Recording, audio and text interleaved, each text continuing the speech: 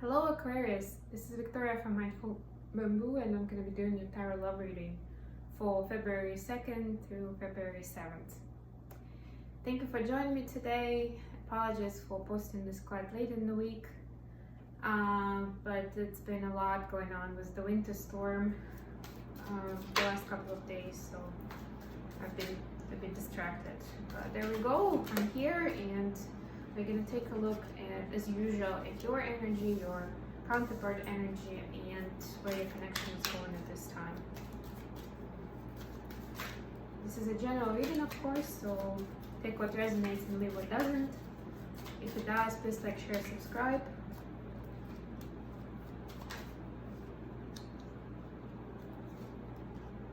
This helps me circulate these messages with other people. And another interesting thing to keep in mind is the Mercury retrograde that started on Friday, I think, and it's gonna stay with us for a few weeks now. And now that I've said, I'm not just got a hermit. Oh no, it's actually 5 of Cups energy. It just feels like a hermit to me. But yeah, anyways, it's all about communication. So if you feel any communication issues,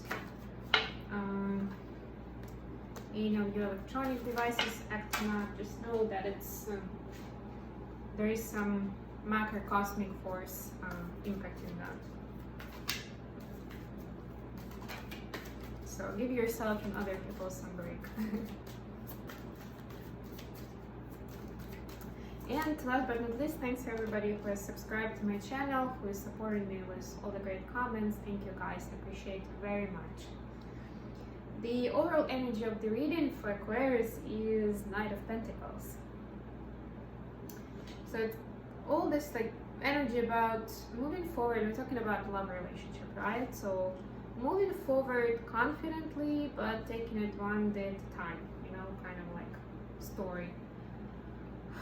Very grounded and very, very thought through.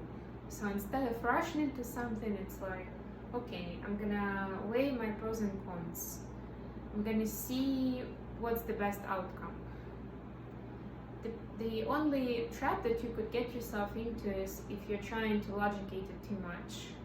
So please try to stay in your, when you're even with that energy, try to stay, and because it's like very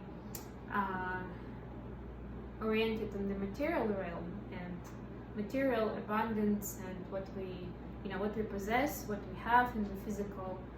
We can get carried away and try to logicate it a lot, but it's important to still remember about your inner voice, about your intuition that can guide you better than any of the pros and cons comparisons, really, especially when it comes to a relationship. So for your energy, Aquarius, you've got the 7 of Swords, 6 of Cups, and 5 of Cups. 7, 6, 5. So kind of like counting down towards the beginning. Which is not necessarily a bad thing. It's kind of like a retrospection. So you're going back to see, especially with these cards, you're going back in your memories, and down the memory lane to understand how this relationship has been for you. Is it good? Is it bad? You're trying to assess based on your past experience with this particular person. And you have some good times and some bad times here. We can see both. As in any relationship, right? And it's our choice of what we want to focus on, or how we treat the good and the bad. Whether we appreciate the good times, or whether we learn lessons from the not so good times. And with the 7 of Swords, it's basically you looking back. You can see this guy looking back. Looking back, it kind of like, is there a tail behind me? Somebody chasing me? That sort of idea, really, for this card. So yeah, it's all about retrospection with your energy right now. Your person has got 2 of Swords, Queen of Wands in the reverse, and 4 of Pentacles. So this has a lot of kind of like denial energy in it. It also, to me, the Queen of Wands in the reverse is about some negativity and toxicity coming from a female energy in their life. It could be a sister, mother, could be, you know, an ex-girlfriend, boyfriend, whatever applies to a situation. Could be a third party, of course, like a wife, but this is definitely not healthy. And this unfortunately makes a person, you know, get closed up, because that's what we naturally do. Our psyche subconsciously protects us when we are under threat, under attack. It's this flight or fight response where you're like trying to get protective, and that's what shows in the Two of Swords and Four of Pentacles, holding back and closing off your flow with your connection with your intuition and with the divine, with the universe. And not for you, sorry, for a person, of course, but it looks like this feminine energy is causing that distress, unfortunately. But where the connection is going, we've got Eight of Pentacles, Two of Pentacles, and Nine of Wands in the reverse. So the good news is that either you or both of you guys really want to put in some work into it. You don't want to be guarded anymore. You don't want to hold back or live in the past. You want to move forward. With the Two of Pentacles, though, there's still a challenge of, you know, decisions. And you could be deciding based on your context, whatever makes sense. You can decide to juggle between, you know, heart and mind. How do I make this choice? Or between whether do I listen to people around me? Do I just ignore them and make my own decision in life? Those kind of things. Or for your person, it could be, does he just get rid of that toxic energy? Or does he have to make peace with that person and find a way to deal with them and communicate? So there's still this unclear energy. Hopefully with putting the work in and bringing down your guard, at least towards each other, you will be able to bounce off each other, to lean on each other to find that right answer, whatever the questions are in the Two of Pentacles. So please don't forget that you're not alone in this, and you have each other for a reason, right? So use that good energy. Okay, let's get you some advice, Aquarius.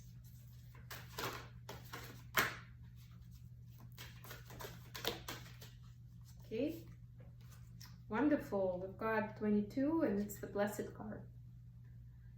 I love the artwork in this card, and look how much purple it has. It's the crown chakra color.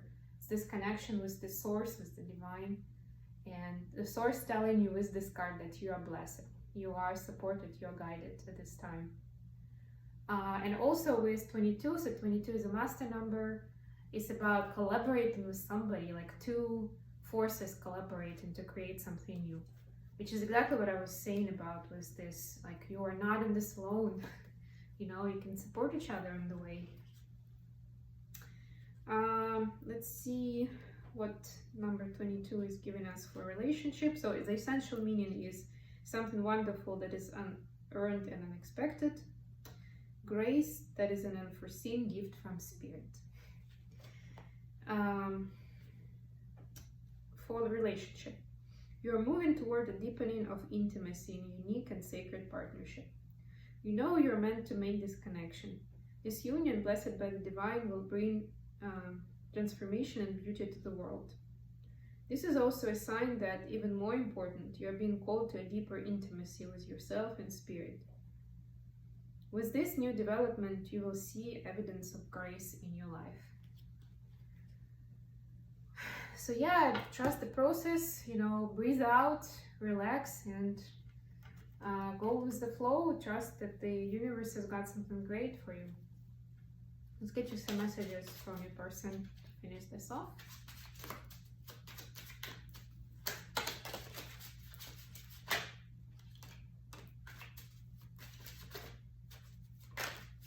Okay. Thank you. We've got, I never meant to hurt you. Could be because they're closing off because of this toxicity.